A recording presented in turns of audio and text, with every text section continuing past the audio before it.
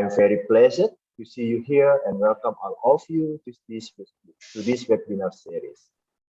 Today's webinar session is about ethics in the generational divide and social experiment and social media.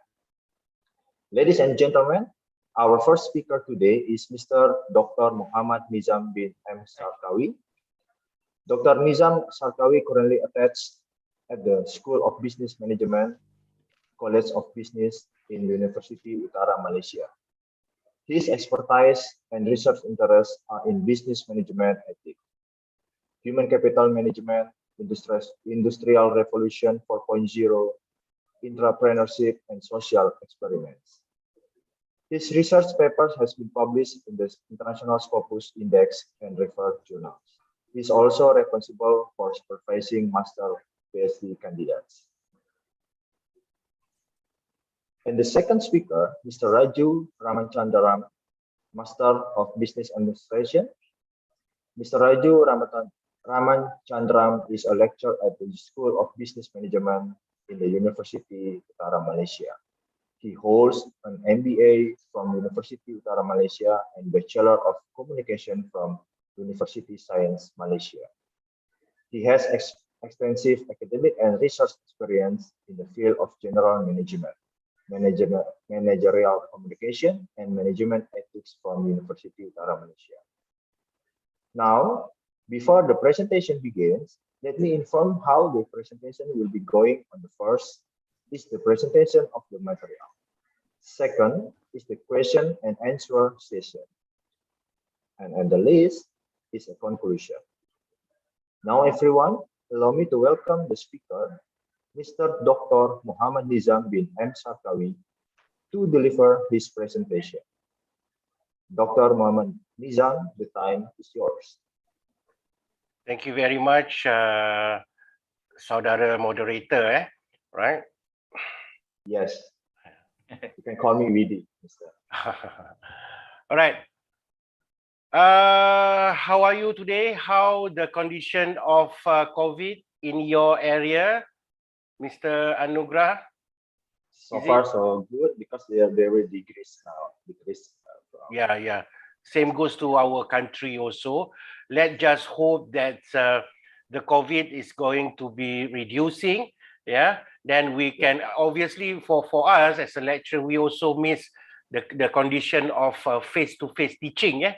Instead of doing this technology, but nevertheless, like WHO once said that we need to live with the COVID. That would be the situations lah. Yeah. So I mean, we need to patuhi SOP. Yeah. And then keep our distance when we are trying to communicate. Yeah.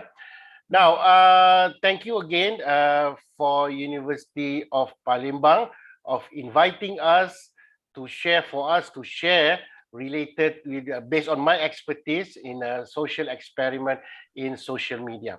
Now, the word social experiment, yeah, this would be some sort of latest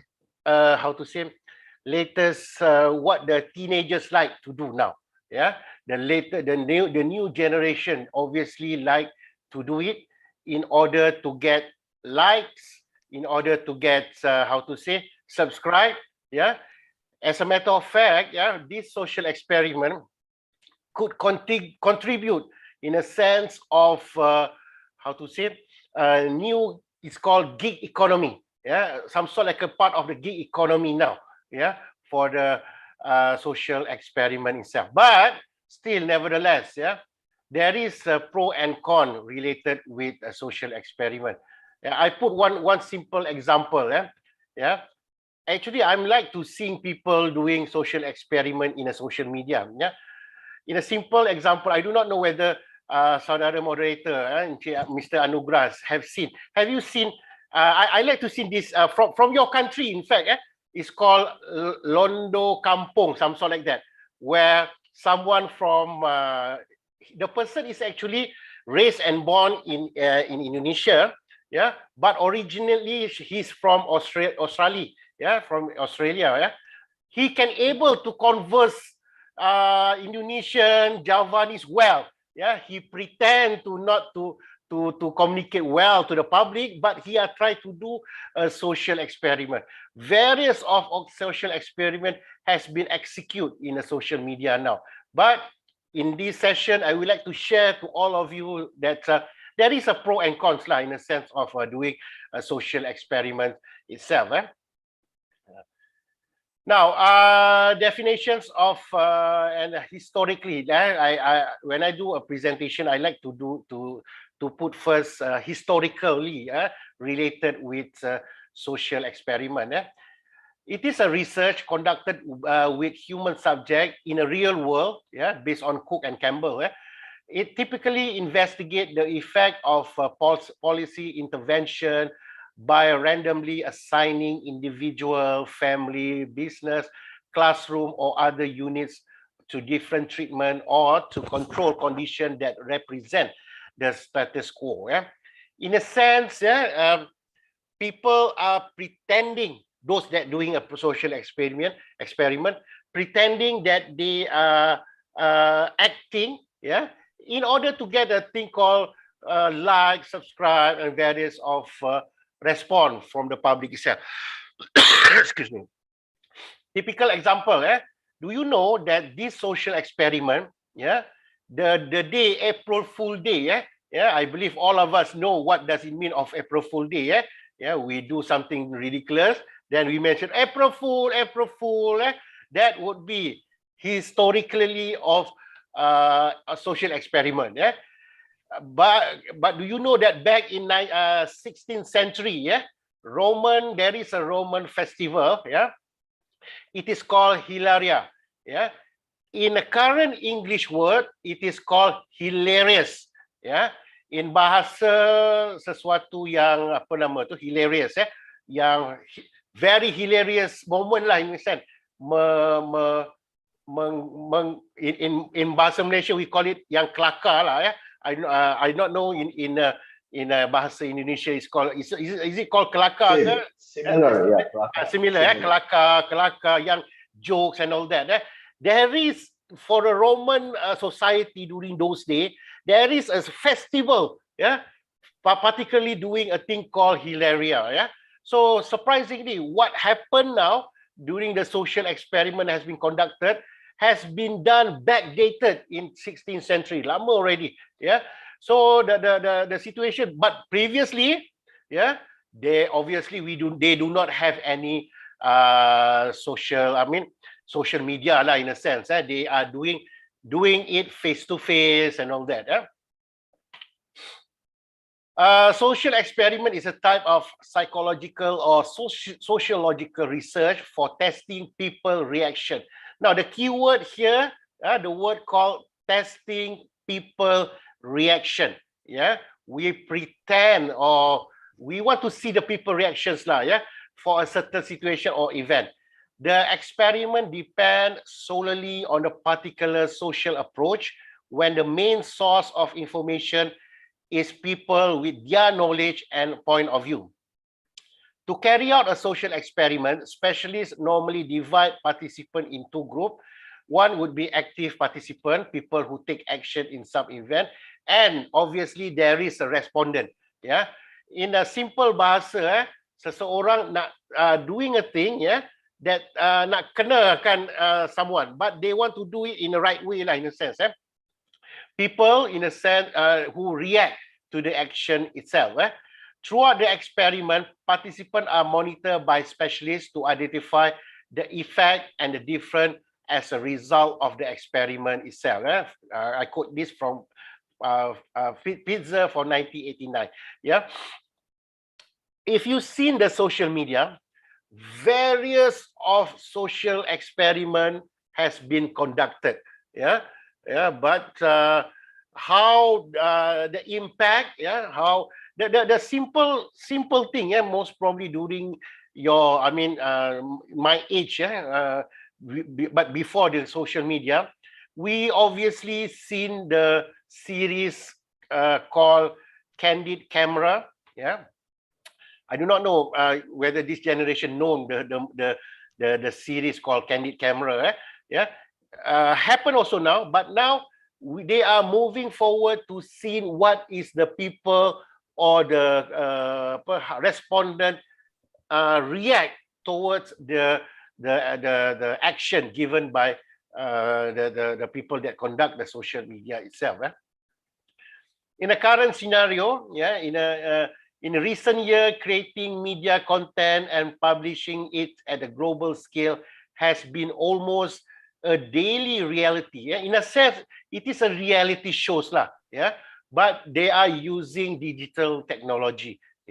By Facebook, by Instagram, various of modus operandi by using a social experiment. Nowadays, they are using this just a thing called smartphone. Just a simple. Previously, obviously, we are need to do it by using a camera, etc. Nowadays, just simplify by using a smartphone.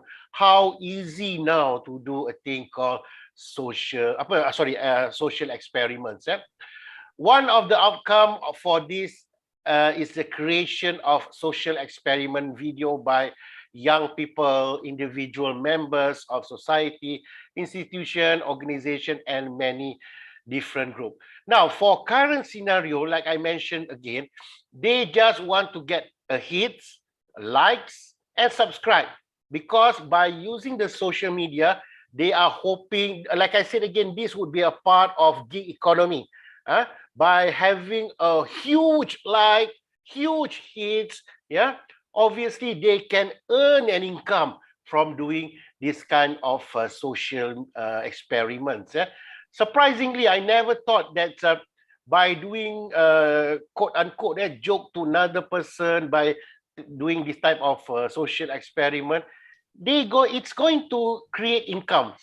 Creates part of, like I mentioned again, gig economy to the individual itself. This would be part and parcel of a thing called globalization.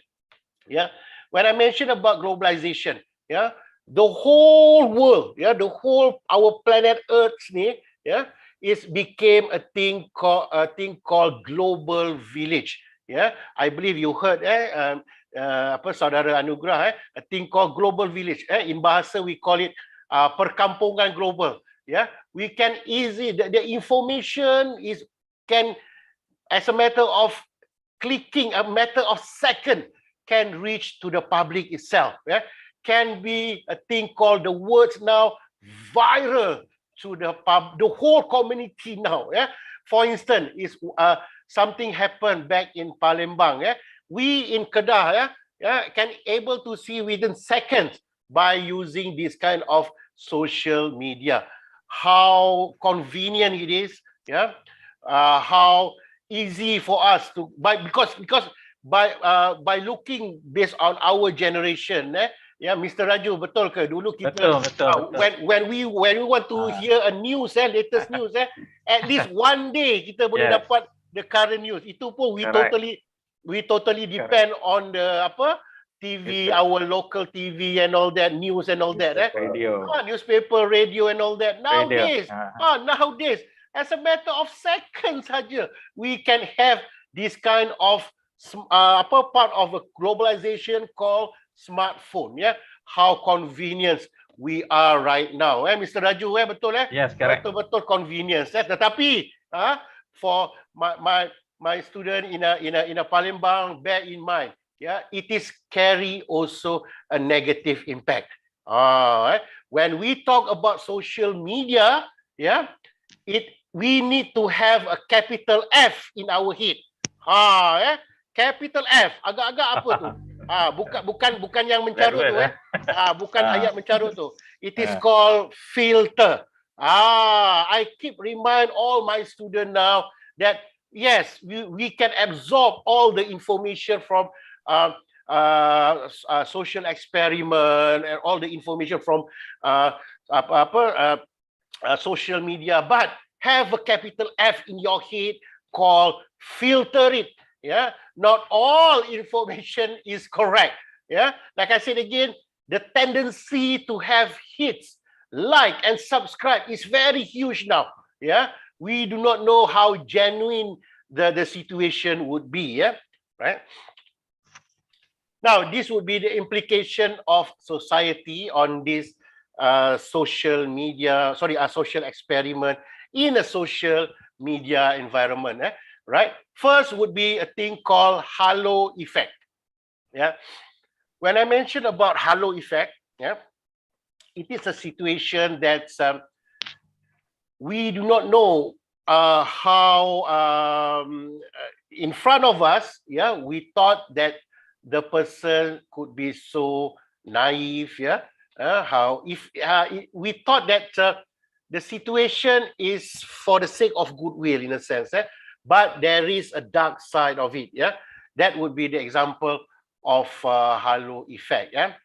Second would be sincerity, yeah. We do not know the person that activate do this kind of how to say social experiment deep inside. What is their sincerity towards the public? Like I said again, obviously they are just looking for hits, subscribe, to get a lot of audience, to see what is they are doing. Yeah, that would be we need to justify on the sincerity itself. Yeah. Third would be this is what happened now. Yeah, depression and anxiety. Yeah, the viewer, yeah, but young have a passion to see a social experiment, have a tendency to feel depressed, yeah, to feel anxiety on the situation, yeah. In a simple word, in bahasa Malaysia, boleh sakit jiwa tengok social experiment ni, ya, kerana dia effect the deepen in their heart, dia feel sangat mempengaruhi lah in a sense, can contribute dia punya emotionally, for this social experiment itself. And fourth would be obviously what happened called cyberbullying. Yeah, previously bullying is face to face. Yeah, face to face bully as compared with cyberbully. Cyberbully, based on my study, yeah, right, my research, yeah, cyberbully give a huge impact to the person that can contribute very negative conditions such as suicide and all that, because the thing would be permanently inside of the social media. Permanently tau sebenarnya, ya. Ya, kalau kita dulu kena bully, we kena bully dengan rakan, bila kita dah besar kita rasa we going to be a good friend, but if happen cyberbullying, the thing going to be permanent in the social media, can contribute a devastating situation for the individual itself.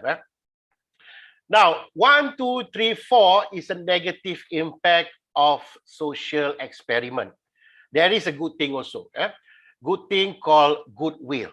In a simple bahasa of goodwill is nama baik, memberi nama baik kepada seseorang tu. I give one example lah, yang simple example. Let's say saudara Anugrah, membuat sesuatu a good thing, a good social experiment, buat yang sesuatu yang baik lah, misalnya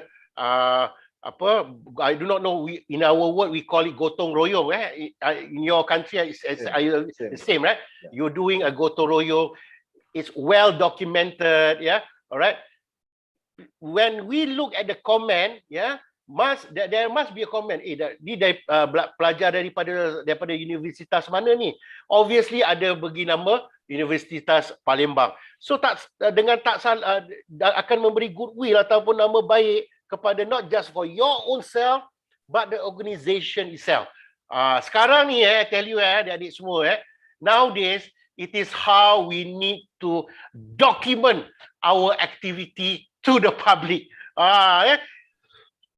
Because previously, we only can document it on our writing, on our writing lah, maybe writing and the words by mouth, words to words ataupun perkabaran daripada mulut ke mulut.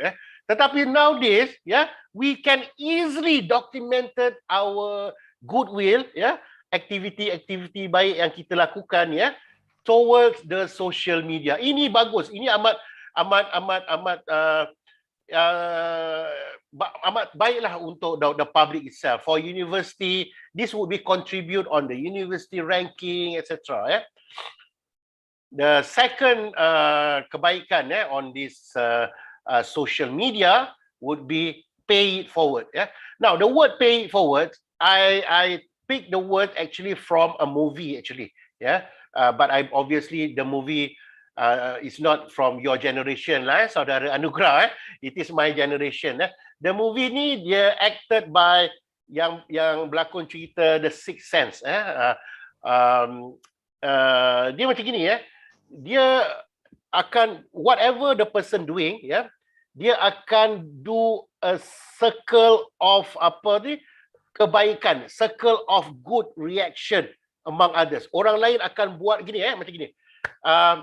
Saya menderma kepada seseorang anak yatim contohnya, menderma. Secara tidak langsung, duit derma saya beri tu akan memudahkan anak yatim tu to persuade another study. Dan anak yatim tu akan membuat kebaikan kepada orang lain.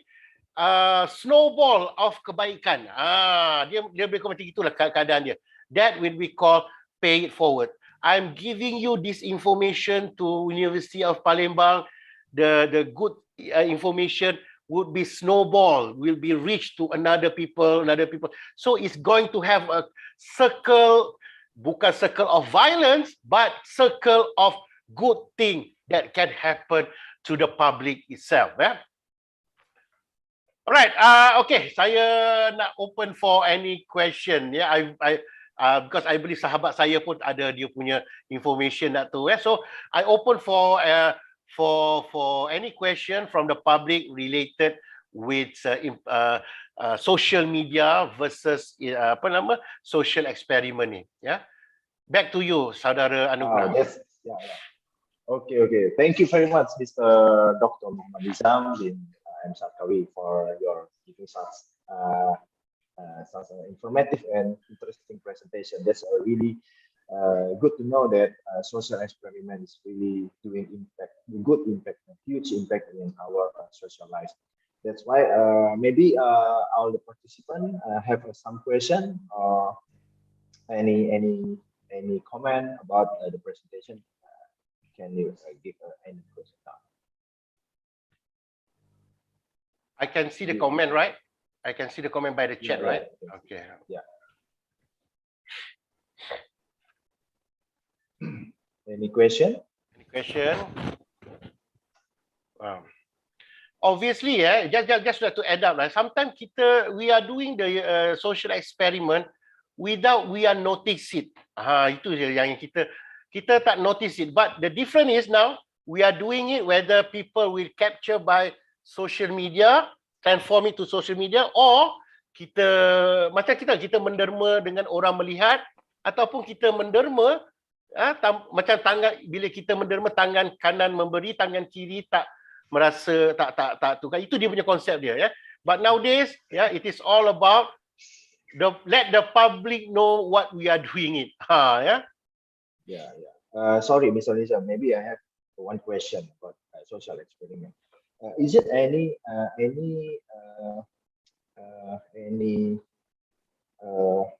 what to say about the culture?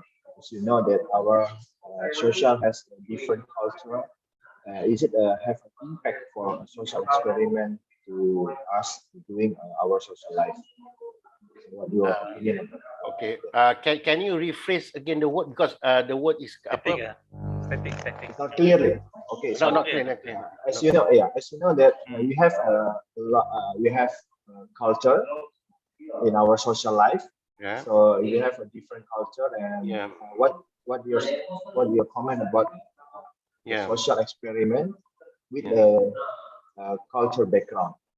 So as you know that maybe in the Malay people and the Indonesian people have a different culture, similar but has a different culture of life. Can you comment about that?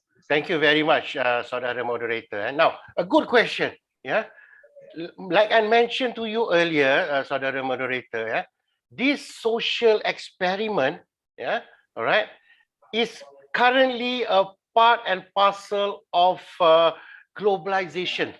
Yeah, I put one example earlier. I mentioned to you. Yeah, all right. This Londo Kampung. From one person from Australia. Yeah, pretend to be a tourist, but actually he can speak well Javanese. He can speak well bahasa Indonesia. All right.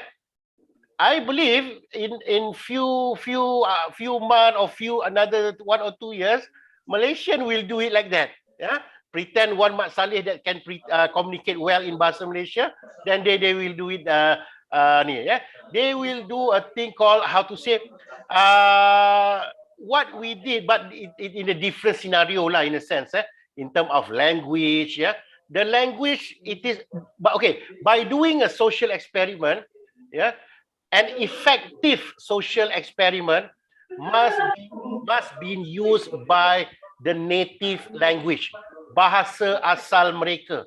Ya, kita kalau misalnya a Malaysian nak do a social experiment, kalau buat totally in English, ya, tak menjadi, kerana the respondent tu, ya, dia can observe the native language, bahasa slang tempatan, in a sense. I see satu question here. Apakah social experiment dapat digunakan untuk promosi produk? Good question, Sri Atika Rosa, Prodi Management. Ya, yes, absolutely. Ya, memang tepat sekali. Ya, tetapi kena ingat, kalau nak buat social experiment ni, try to show sincerity lah. Ya, sincerity itself. Kadang-kadang social experiment ni dia akan jadi gini, people dia have tendency to do a thing called clickbait, and let me type here so everyone can see, CLICKBAIT. Clickbait, clickbait ni paling mudah sekali. Okay, manusia, human being ni, dia tak suka tengok yang baik-baik aja.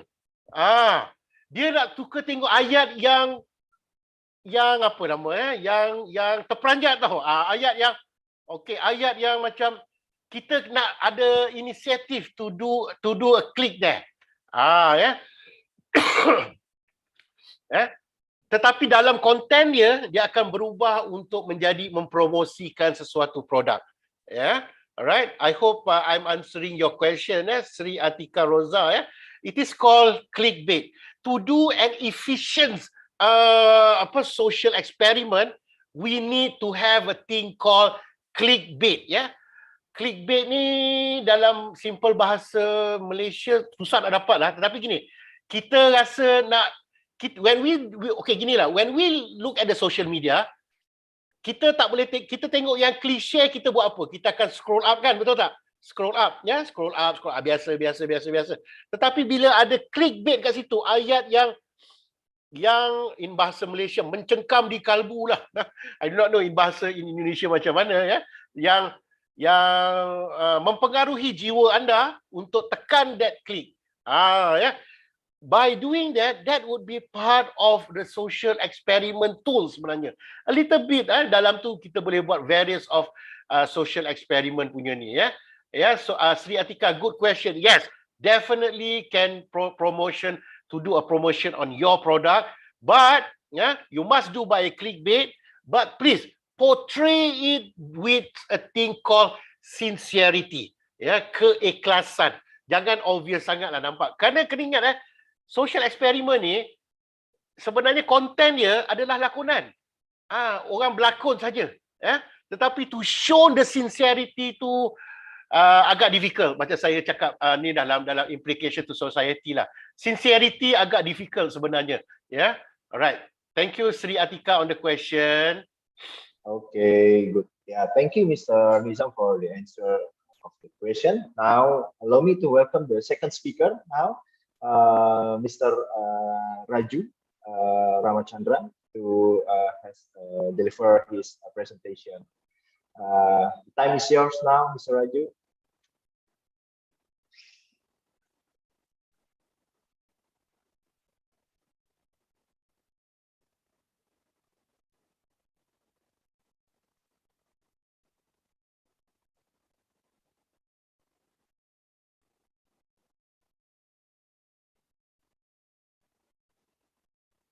Unmute. Okay.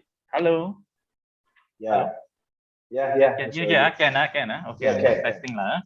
Yes, Okay, so clearly. I'll be talking. I would like to thank the organizing committee for inviting me lah. Seriously, virtually to Palembang because I've been to Palembang before 10 years ago lah. At least if I'm not there physically, I can be there virtually lah. Hopefully, I'll be able to visit you all again because your pempek is very tasty. Right. Okay, so when you talk about the word ethics and generation gap, one would think that it is a very serious topic, very dry and all that. But these two topics are not alien to all of us, as human beings. So, like for example, you talk about ethics. I'm sure that in your life, you have experienced some unethical behaviors.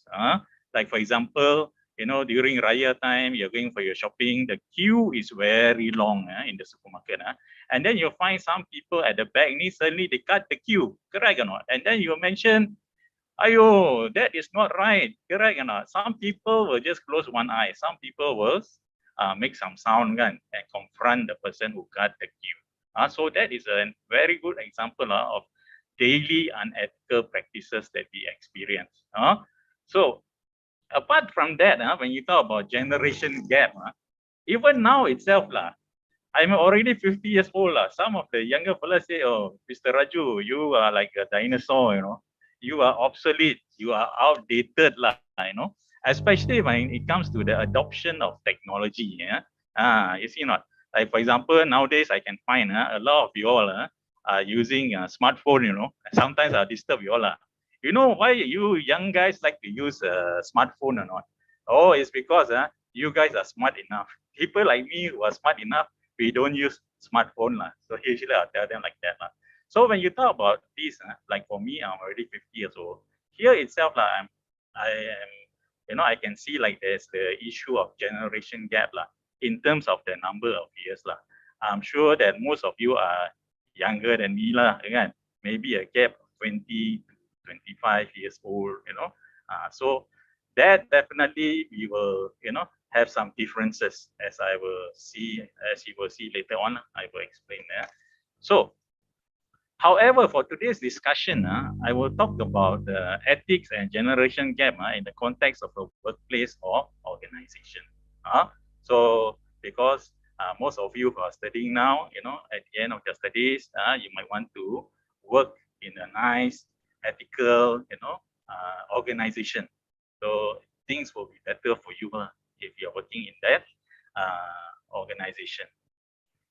Okay, so what is workplace ethics? Workplace ethics is defined as a set of behavior and beliefs that guides the behavior of employees with respect to what is right or wrong.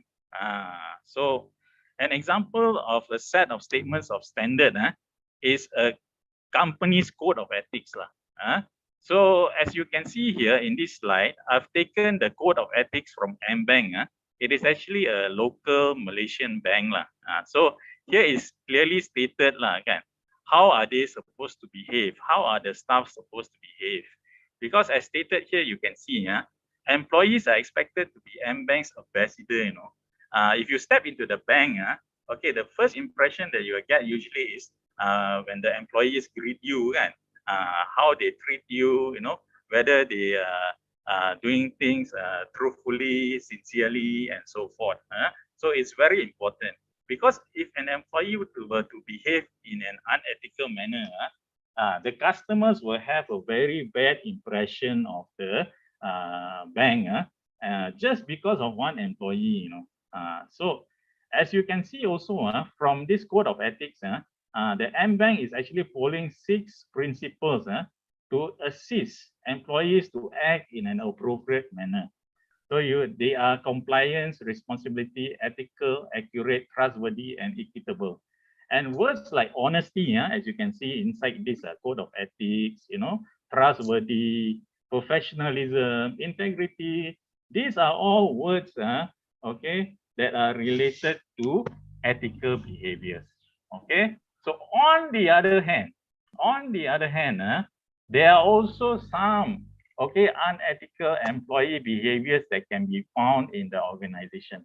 Okay, the first one is actually the theft of company property. So here, for example, an employee steals the machine or products of the company to sell outside the company. So when you talk about company property, some of it can be in the physical form, like when you talk about a product or a machine, or some of it can be in intangible form. So like, can you imagine, you all know KFC, right? It's known as Kentucky Fried Chicken, kan? Who knows the formula of KFC? I don't think many people knows the formula of KFC. So if you are able to get the formula, of KFC, which is something that is intangible, it's not something that is physical. You are talking about the formula. In fact, you don't even need to take the piece of paper out that contains the formula out from the company. You just take a snapshot on your phone. Then that is actually an example of theft of intangible products. Okay, another unethical behavior that is also common is actually the misusing company time and resources. So usually when you punch in 9 to 5, you are supposed to be working, doing the company's work. But sometimes some of the employees, they conduct their own personal business.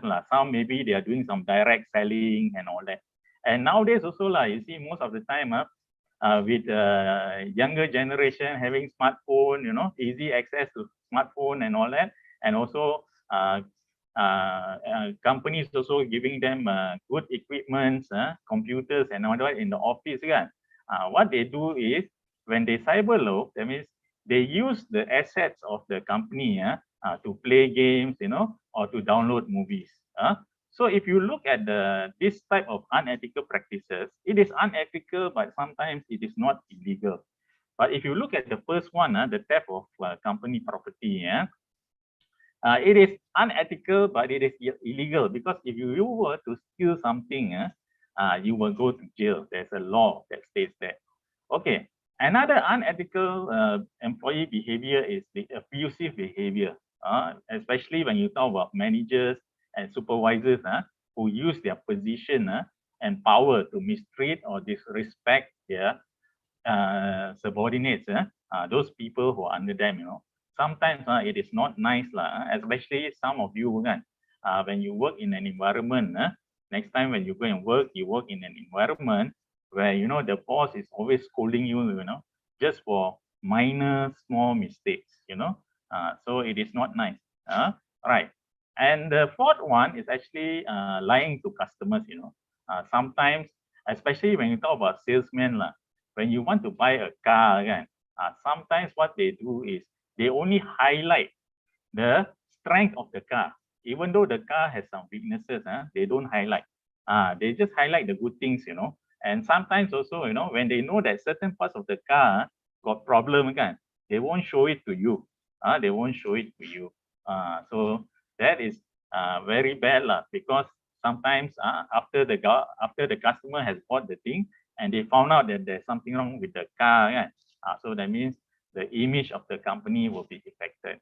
So from all these unethical behaviors, it will not have good effect on the company. So it can lead to image or reputation problem, financial loss, decline in productivity of the employee, and also the cessation of the company. That means the company closes down. So among some of the examples of unethical employees, the first one happened in McDonald's. So this is quite recent, this case. This is related to their former CEO, Steve Easterbrook. So what happened was he violated the company policy by having an intimate relationship, a boyfriend-girlfriend relationship with an employee, because it is not right. If you were to have that type of relationship, sometimes the issue of favoritism, cronyism comes into play, especially when the employee that person is having relationship with, gets easily promoted or can easily get pay increment. Okay, the second one is Enron. This one is a bit old, but it is a very popular case. Happened in 2001. So here ni, the two executive, okay, Kenneth Lee and Jeffrey Skyling, what they did was they falsified the accounting data. So actually, Enron was not making any money, you know. So what they did was they fixed the accounts to show that they are making money, so that they can get more investors, more investors to invest in the company. So from here we can see that, you know, for an organization to do well, it definitely needs to ensure that its employees behave in an ethical manner. Okay, so since organizations do not take in employees from just one particular generation, okay, it therefore must be aware of the generation gap issues. So in the next slide, in this slide, you can see the meaning of generation gap. So generation gap is described as the difference of opinions between one generation and another regarding issues such as beliefs, politics, and values. So usually when you want to categorize the different generation, it's based on the years they are born. So like for example, traditionalists, one category is born in people who are born in 1925 and 1945. Boomer, people who are born in 1946 to 1964. Generation X, that is actually my generation, people who were born in 1965 to 1980. And then the millennials, people who are born in 1981 to 2000. So here there's a comparison being made of all the four different generations in terms of work attributes, mentoring, retention, okay, and so forth. So the first one, we talk about the positive traits related to the generation.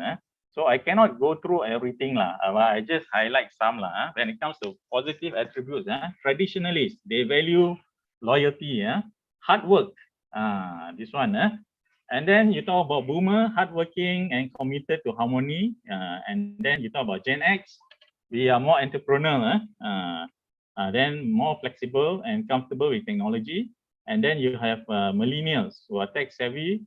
They are skilled multitaskers. Okay, so on this side you can see the positive trait. One of the ethical values that you talk about is loyalty. Loyalty. So the negative one is when you talk about traditionalists. They are conformists. That means they just follow. They don't want to be like extra special or put their neck out. To be unique, and they resist change Like right now, if you tell them to learn about smartphone, Zoom, and all that, they say never mind it's okay I'm going to die already. No point learning So, in terms of the negative traits for baby boomers, you have the sense of entitlement. They are entitled to something they feel, and surprisingly, workaholics is here. So that's why to all you youngsters please take note in your life. Your life is not just about working. This is my advice to you. So yes, when you're young, you're still strong. You can put in a lot of effort in your work. Okay, please take some time to take care of your health. Take some time out because whatever you're doing now will have effect on you when we grow old. And believe me now you're saying Mr. Raju is very old already you guys are young and I'm not going to become old. Sooner or later, your turn will come thanks to the cycle of life. So when you talk about cycle of life, we'll go through the phase of being born, being young, being old, and then finally it's time to go. So make sure when it's your time to go, go happily. Go happily. Don't say, oh, I didn't do this yet, I didn't do that yet, I did not enjoy my life. So please make it a point. Even though when you are chasing after money, when you are young, don't just concentrate on doing overtime only. Right. Learn how to enjoy yourself from when you're young to when you're old, throughout your life. Right. Okay. One negative trait that I like to highlight in Gen X is lazy and slackers. That is something that is not nice. Okay. So in terms of negative characteristics of millennium, you talk about not loyal to employing organization. This one I like to relate to an unethical practice, especially common during for the youngsters now. This is something that I can see. The issue of job hopping, they like to hop. That means to say, usually, it is very common now to see, these young people or youngsters, I would say, they will hop, they will resign from one company and then move to one company. They will resign from that company and move to another company. Very fast. Some do it on a yearly basis, So that is something that is to me not ethical. So because it is not fair to the previous organization, especially when you do it on a yearly basis. It is really not fair because how much can the person contribute, the employee who is hopping from one job to another, contribute to the company in a year's time so some of you might say Mr. Raju, it is our right to find a job that pays us better so you're violating that right okay. Okay, so when it comes to workplace attribute, unfortunately the traditionalists they see it as work and family life will never meet. So they will say there's usually when they work they'll be at the office. Work is work, family life is family life. They don't mix. For boomer they believe that hard work equals to long hours. But that is sometimes not the case. That is sometimes not the case because usually when you talk about efficiency, you talk about sometimes there's no correlation between long hours and in terms of productivity because sometimes when people they just punch in instead of working they can play with their smartphone. So when you talk about work attributes for Gen X, they desire nowadays also it is very common, they desire for work life balance. That means it's not just about working only. You must also spend some time for personal life. Don't just spend all your life in the office. Okay, and Gen X also demand for flexible work schedule. So for Millennium, they are excellent in integrating technology into workplace. They demand immediate feedback and recognition. So it is very clear when you talk about millennials, they are always looking for ways to interact to get feedback, to improve themselves. They focus a lot on personal relationship. Right. So when it comes to mentoring or guiding these different generations, traditionalists they say it's not necessary to mentor them. Boomers they say do not handle negative feedback well, and Gen X not necessary to receive feedbacks. And millennials, as we have mentioned earlier on, they demand immediate feedback and recognition. So they always have constant feedback and needed. They need constant feedback. So retention, if you want to retain them, traditionally, they are very loyal. They will usually aim to stay in the company for a long time. So as for boomer, make sure the salary is good if you want to retain them in the company If you have a good worker in this generation, you make sure you retain them with good salary. And for Gen X, they look for security, job security, and also salary. And you talk of millennials, nowadays they are also focusing on personal relationship. So if you are able to build personal relationship with them, interact with them, and help them to grow personally, chances are they will stay in your organization. So it is only through the understanding of the differences among this generation that the management is able to better manage its employees. So it's very important to understand that, because when you talk about organizations, they don't just take in staff from one generation only. So if you look at the circle of life. That means to say, Gen X, you are at it right now. Gen X, like my phase, I'm 50 years old. I'm phasing out from the organization. I'm phasing out from the workplace already. So the next generation that will take over the management position is actually the millennials, the millennials generation. Right. So as we have spoken, this topic that I'm discussing is actually ethics and also the generation gap. So as to the issue of whether certain generations have the tendency to accept or behave in an ethical manner, a study conducted by the Ethics Resource Center showed that there is a difference among the different generations. So as you can see, I don't know whether the point is okay. As you can see, here you have traditionalists, boomers, Gen Xers, and millennials. As you can see in this chart, the percentages among the millennials to accept unethical behaviors. So things like they are acceptable to block negative tweet things negatively about the company. They are acceptable to behavior of buying personal items with credit card. You see, as you can see, as compared to the percentages in the different generation, the percentages of millennials willing to accept unethical behavior is the highest among the different generations. So therefore, it is clear that management needs to find ways to ensure an ethical workforce among these different generation of employees. So how do you go about it? How do you go about it? According to Ethics Research Center, implementing an effective ethics and compliance program and building a strong ethics culture is very important.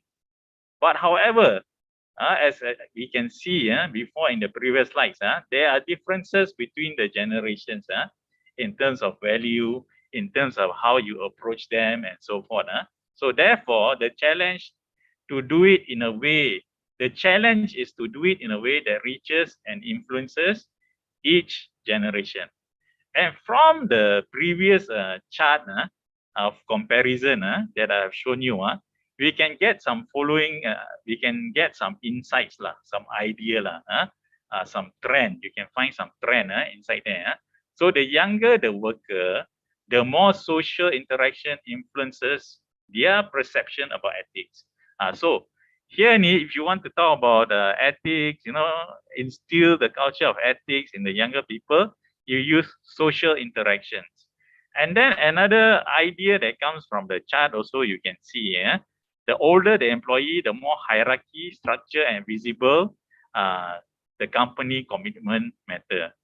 Okay, so here it shows that, if you want to send messages about ethics and instill them into the, what you call the older generation, you need to get the people of authority, the management, to do formal programs, official programs in relation to ethics and compliance.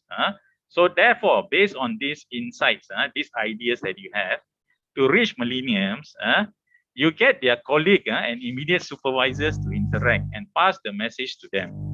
So here you communicate the company's commitment to ethics in terms of people, relationship, and integrity in the way people treat each other. So you focus on messaging from colleagues and immediate supervisors, those individuals who are more local to millennials, and therefore they are more likely to influence them. So as for Gen Xers, okay, because they are much more independent, just make sure that the ethical advice and standards are easily accessible to them, as Gen Xers has ability to review codes of conducts and standards. Okay. As for baby boomers and traditionalists, those older generation, communicate the top management commitment to ethics and ethical principles through formal ethical awareness and compliance program. So these are some of the ways that you can use to ensure a more ethical culture, in the organization, in relation to the different generations of employees in the organization. So with this, I would like to thank all of you for giving me some of your time, and I'd like to pass the floor to Mr. Anugrah. Thank you very much for some Q&A lah. Okay, thank you. Yeah, thank you very much, Mr. Raju, for giving Okay. us such information. Okay. Interesting presentation. Now, let me allow to all of you to have some question. Maybe from our student from University of Bukit Palembang, and also from University of Malaysia student also can have a good question. Okay.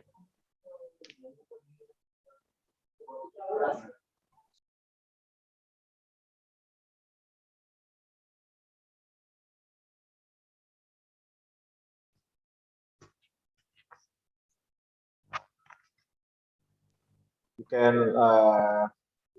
can chat on the chat box room, or maybe you can nothing. ask directly. Yeah. Yes, correct. Don't decide to ask some question.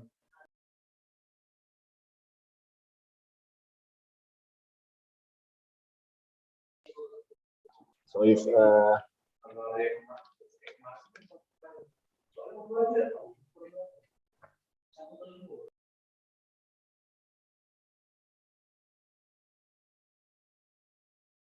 so while we are waiting for the question, That's fine. Let me give some information about this webinar series. So if you are a Okay, student, that's one. I think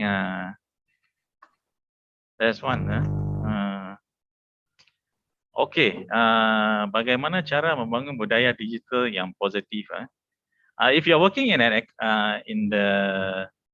organization, kan, it is important lah when you find that some of your employees, like just now I mentioned about cyber loafing, using the computer to do unethical stuff like downloading things and all that. The management must take immediate action and highlight it to everyone. Like misusing the culture of misusing the computer, for unethical things while working is not acceptable. So immediate action is very important. It shows that the management is serious about what is going on. So okay, so there's one more question, very interesting. Thanks for asking. What's the difference between Gen X and millennials in economy? This one I can explain. This one, because my specialty. So I am a Gen Xer, 50 years old. So when I look at the way they invest now, I find that nowadays with I think instead of putting millennials, they should change the category to Bitcoin. Bitcoin generation lah. You're talking about Bitcoin, NFT, and all that again. I find that the appetite of making money for these millennials, they are more riskier. Like me, I'm just into stock market, the traditional method lah, stock market, fixed deposit, house, and slow and steady lah. You what do you call, you accumulate your wealth by saving regularly and consistently. But a lot of times now I find the mindset of the young fellas, because of the technology available, I think Bitcoin is very hot. Everybody now is like they want to become rich fast, Okay, they go into Bitcoin, will become millionaire, billionaire, Like for me also, I am less riskier, and I am more on slow and steady lah. I cannot stand the investment of Bitcoin because it will go up very fast and it will come down very fast. Like for me, I'm old lah. Go up fast, come down fast, after get heart attack lah. Okay, so that is actually the main difference. The risk appetite is very scary. And that's why a lot of people, these young fellas, you are old fashioned lah. What is this, man? Bitcoin happening and then you are still traditional method. Now they're talking about Bitcoin, NFT. So that is the thing lah. I find that to be no more possible. yes. Okay, right. Yeah, high risk, high return. Yeah, maybe, Mr. Raju, After high risk, no return. Itu yang takut tu. High risk, no High risk, no return. Investment, there's no guarantee lah. But definitely, some of them made it, some of them did not make it lah. Usually, people who make it, they will tell. People who don't make it, they keep quiet lah, kan? Okay, that's really good. And answer, Mr. Raju. In fact, Warren Buffett, Warren Buffett, you know, you give me 20, you tell me to buy Bitcoin for 25 cents or so, that fellow won't buy. I think recently he made a statement. He made a statement recently, you know, Warren Buffett, the best investor in the world. He said, give me 25 ringgit, I won't buy Bitcoin. I won't buy. Also in Indonesia, we have some issues about the accelerator from Binomo. You know, as the youngest man, Indra Kents is the most rich, and you know, we call it a sultan in Indonesia. But now he's got in the jail because he's doing because he's doing some like money laundering, I think. Also like you know, like some like fraud from the other. Yes. And this is also something that is very common now. Very common. Now they use like Bitcoin scam, you know, it's actually a pyramid scheme. Because nowadays, young people, they want to get rich fast. They want to get rich fast. That is the problem. People like me, dinosaur, very slow. Very slow.